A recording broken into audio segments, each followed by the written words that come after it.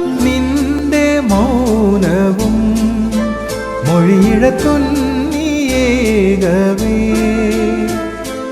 എന്നുമീ വഴി കനവൊടു കാത്തിരുന്നു ഞാൻ.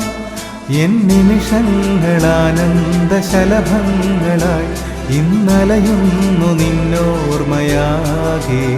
നെഞ്ചിന്നൂഞ്ഞാലിൽ മെല്ലെ നിന്നെ എന്നും താരാട്ടാമോമൽ പൂവേ.